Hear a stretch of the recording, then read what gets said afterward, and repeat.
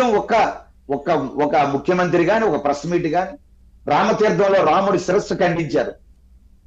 అలాగే అంతర్వేదిలో రథాలు దగ్ధం చేశారు. విజయవాడ కనకదుర్గమ్మ వెండి సింహాలు దొంగలించారు. రాజమండ్రిలో వినాయకుడికి మలం పూశారు. మూత్రాన్ని విసర్జించారు. అలాగే ప్రసన్న వెంకటేశ్వర స్వామి కొండర పిట్టగుంటలో రథాన్ని దగ్ధం చేశారు. పిఠాపురంలో దాదాపుగా 30కి పైగా ఆలయాల్లో ఆ విగ్రహాలు ముక్కలు చేశారు. సింహాచల దేవస్థానాన్ని అపవిత్రం చేసి రాత్రి అక్కడ ఉండేటువంటి ట్రస్టీని తొలగించేసి చీకటి జీవోలు తెచ్చి సంచయితాన్ని పెట్టి ఆ మానస ట్రస్ట్ భూములన్నీ కూడా వేల కోట్ల రూపాయల భూమిని మింగేశారు. అలాగే రాష్ట్రంలో దాదాపుగా 300కి పైగా ఆలయాల మీద దాడులు చేశారు. ఒక దుర్మార్గుడైనటువంటి అప్పటి మంత్రి కొడాలి నాని ఆంజనేయ స్వామి విగ్రహాన్ని ముక్కల చిద్దరం చేస్తే దానికి ఆయన మాట్లాడిన మాటలు ఎప్పటికీ హిందూ జాతి మర్చిపోలేకపోతుంది. అది ఒక బొమ్మే కదా. ఆ బొమ్మ విరిగిపోతే చెయ్యి విరిగిపోతే ఏమైంది? ఆ వెండి సింహాలు మాయమైపోతే వెండే కదా. మేము 30 లక్షలు తెచ్చి పెట్టేస్తాం. అంతర్వేదిలో రథం కాలిపోతే మేము చేయించేస్తాం. ఏమైపోయింది? కర్రే కదా. ఆంజనేయ స్వామి విగ్రహం విరిగిపోతే అది బొమ్మే కదా, మళ్ళీ మేము చెక్కించి పెడతాం. ఇలాగ హిందూ సమాజాన్ని చాలా వెక్కిరించి మాట్లాడారు. ఒక్క మంత్రి గాని ఒక ముఖ్యమంత్రి ఒక ప్రెస్ మీట్ పెట్టలే. ఒక హోంమంత్రి ఒక మాట మాట్లాడలే.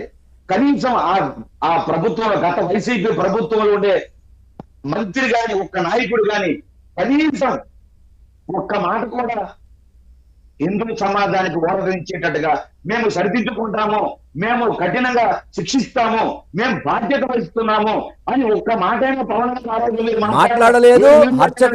అర్చకుల గుండెల పైన కూడా తన్నారు. పిఠాపురంలో అర్చకులు తన్నారు, యజ్ఞోపవేతాలు తెలిపారు. అవును, ఆ రోజు ఏమైంది? కనీసం ఏదైతే బ్రాహ్మణ కార్పొరేషన్ చేయలేదా? కనీసం స్పందించాడా? ఈరోజు పవన్ గారు స్వామి మాట్లాడండి. పవన్ గారు వినిపిస్తుంది? వినబడుతోంది స్వామి గారు, వినబడుతోంది.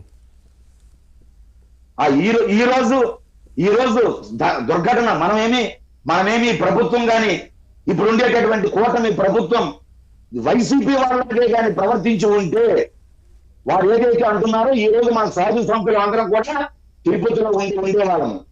మొత్తం అనేక హోరెత్తుపై ఉండేది మా తాలూకు నిరసనలు, మా బాధ, మా హిందువుల ఆక్రమణలు. ఈ రోజు వాళ్ళందరూ కూడా వైసీపీ నాయకులు అంటున్నారు, ఎక్కడయ్యారు, ఏమైపోయారు ఈ సాధు సంతులని. ఒకసారి అయ్యా మీరు నెమరు వేసుకోండి గతం, మీకు వీళ్ళకి ఎంత తేడా ఉందో.